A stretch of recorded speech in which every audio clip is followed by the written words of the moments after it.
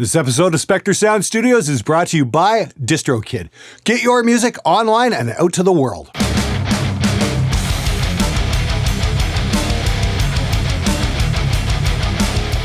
Hey everybody, how's it going? Welcome to a very special episode of Stupid Musician Text.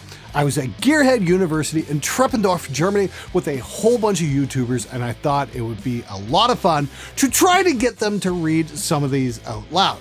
I emphasize the word try because musicians have a very special gift for massacring the English language in text form, and saying the stuff out loud as written can be somewhat challenging. Let's see how Trey from Gear Gods and Hunter from Agufish make out. You don't work with any plugins, compression, or any EQ? Oh my god, EQing? Nope.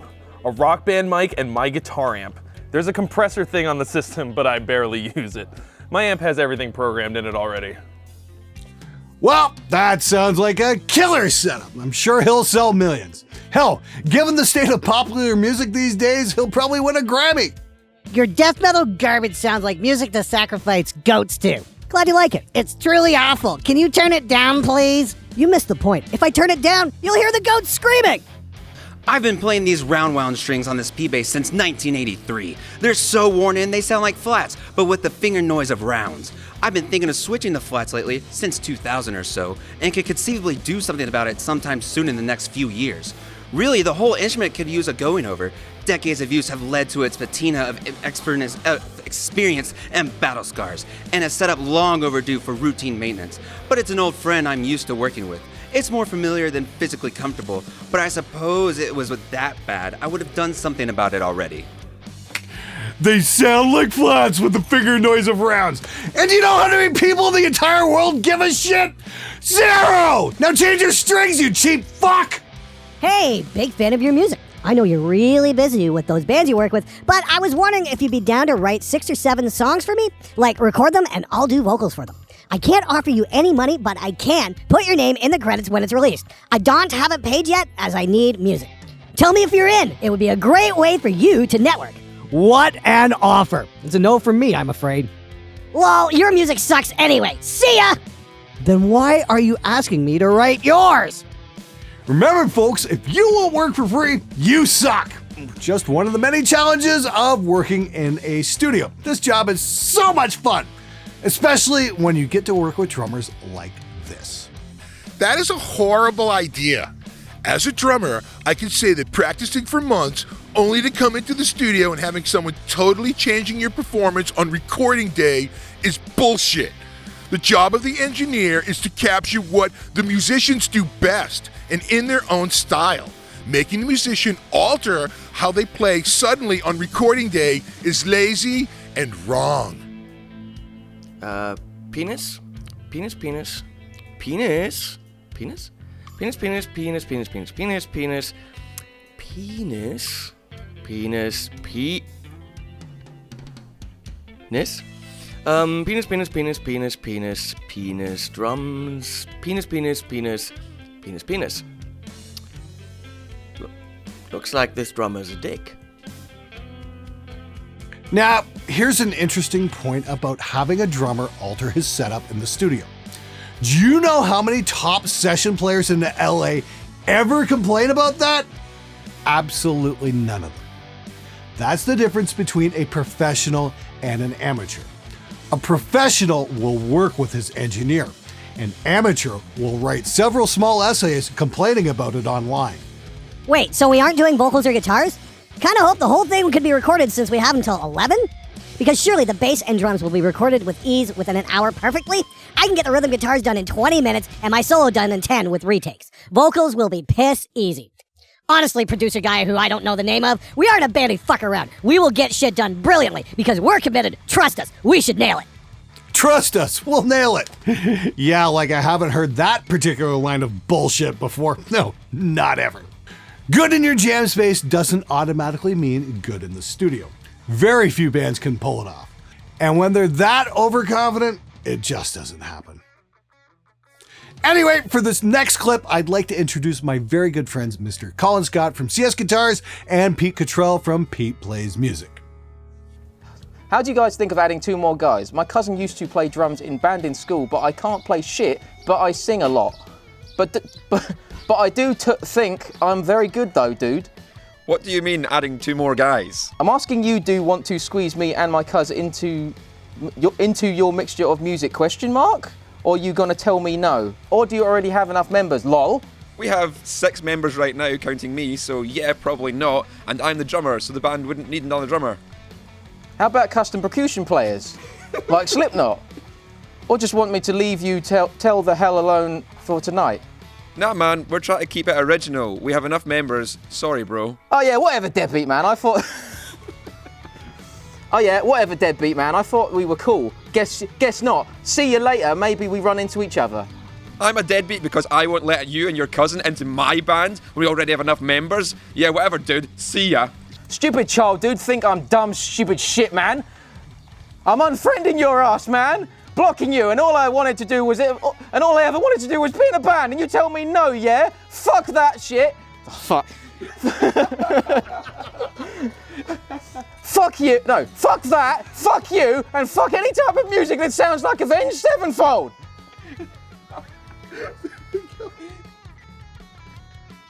This episode is sponsored by DistroKid, my favorite service to put out music to online retailers like iTunes, Amazon, Google Play, and Spotify, plus over 150 smaller online music retailers as well.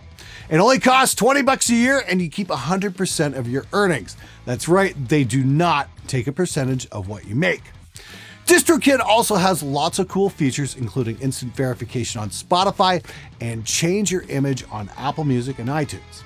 What's more is that they've got a new feature that lets you add credits and liner notes to stores and streaming services. You can now list musicians, contact info, social media profiles, and hundreds of other roles. They've also got the Teams function, which allows you to split your earnings automatically among your bandmates, and cover song licenses only cost $12 a year. I use DistroKid to put my music out, and my friends do as well. The Dread Machine project we did a while back was launched through DistroKid, and it saved us all a lot of grief. If you've got a band, you really need to check it out. Go to distrokid.com/VIP/Spectre today and grab yourself a 7% discount off your yearly fee. Follow the link in the description below. Now back to the show.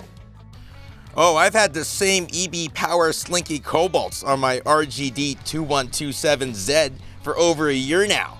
With 150 hours of playing, they've never gone out of tune, corroded, or lost their tone.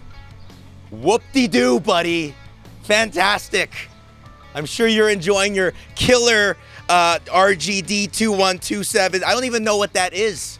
Did you actually look up that serial number? Oh, look at me. I can play 150 hours without losing tone on my strings. Wow. Enjoy that 2 gigs you have every year. Whatever your name is. I hope this is not Al Di Meola or something like that. Is it? Oh man, I hope not. If so, fuck you, Al Di Meola.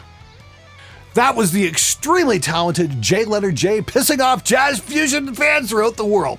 Check his show out, he's really great. Now, speaking of really great, I've got a pair of very special guests, Jen Majera from Evanescence and Nita Strauss from the Alice Cooper Band. EP or album? Album. Also, I know you hate Glenn Fricker, but he has really good tips for saving money in the studio. Haha. He's a cuck though. Yeah, thanks, Jen. You didn't have to say it quite so enthusiastically. Now, next up, I've got a rather interesting piece about being a sound guy on YouTube. If you're looking to find some solid advice on how to become a better producer engineer, my best advice is to never trust people like these guys. Yes, they may have tons of nice gear and own a clean, pretty looking studio, but it doesn't mean jack shit unless the quality of their work is excellent. Why not trust them, you may ask? Tell me this, if they're so good at what they're doing and they can produce, engineer audio as a professional, why are they YouTubers? Why are they wasting their time with YouTube videos when they can be working on records for signed, relevant bands? You can even look up Glenn Fricker on Metal Archives and see that in his 20 years as being a producer, he's only worked on roughly 20 projects, most of them being EPs, by bands that are so irrelevant that it's just plain bad. As for Ryan and Pete, what signed major label artists have they worked with recently? My point is, the good producer engineers are the ones out there who do it for a living and don't rely on YouTube or other platforms to make a living. There's a reason these producers are able to work with major label bands and make a living from it. Producers such as Machine, Will Putney, David Tiro, Joey Sturgis, say what you will about him, but there's no denying that he's done some pretty successful work in his time. Not these YouTubers that have never worked with any relevant artists. Wow, that guy's got me convinced. I guess I'm gonna have to get in touch with Fluff and Pete and tell them to stop making videos. Okay, for this month's caption in this contest, this image was sent to me from a poor bastard working at Lager McQuaid's, which is Canada's largest music gear retailer. Apparently, this happened in a store when a bass player went shopping for a pick. You guys come up with a cool caption for this, and the winner will win a sampler pack from Chicken Dicks. Hey, can you make a beat for my diss track of the teachers in the school? Or later because of your confusion? And did you want to make the diss track with me? It's okay if you don't, but please make a beat for the diss track. I can make you a beat. Okay, thanks. You do the beat yet? Hey, were you gonna pay me for the beat? Maybe. I'll give it for cheap. I'll do it for at least 15. Let me think about it. Okay, last up, we got Cyril Longfield and Derek Sampson bringing you the joys of selling a cheap Fender combo amp online. 45. I'm sorry, man. I can't give it to you that low. It's normally worth 90 used, and I'm already taking $20 off. It's for bass. No, this is a guitar amp. I need for bass. If you try to use a guitar amp for bass, it will screw up the speaker. I know a pretty good bass amp my friend got for cheap new. Asking if hidden sale. Could you reword that? I'm not sure I understand. Okay, I got the name of the bass amp. It's a Fender Rumbler 25. Hey man, are you still interested for $45? Is for bass? I mean, you can use it for bass, but it might burn up. I'm looking bass amplifier. Are you asking if you can use this one for bass? Yes! Let me look it up. Okay, so everyone online says if you be gentle with it, you can use it for bass. That just means you can't turn it up too loud. Okay, let me look. Hey man, you still interested? Okay, everybody, that's it for this episode. But before we go, I just want to remind you to check out DistroKid, the easiest way to get your music out to the world. And they're also sponsoring the Rest Repose Tour this summer. You guys know Jared Dines and Fluff. They'll be out on the road from June 10th to July 20th across the US, and you can check details in the links below. Thanks for watching, and remember, the show depends on you, the viewer. So if you've got some stupid text that you would like to share with the entire internet, hit up the Spectre Media Facebook page with your screenshots and send us a message. Thanks again for watching. I'm out of here.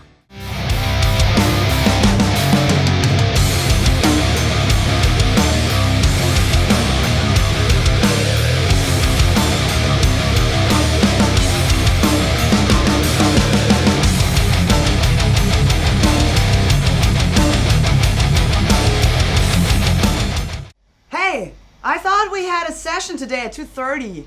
My bad. I had to rush to hospital, man.